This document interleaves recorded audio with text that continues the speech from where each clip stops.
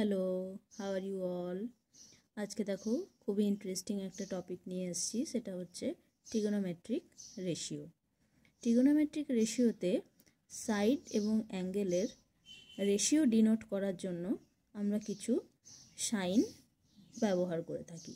সেগুলো হচ্ছে sine, cosine, tangent, cotangent, secant and cosecant. এগুলোকে শর্টে আমরা বলে থাকি sine, cos, tan, cot, sec, cosec.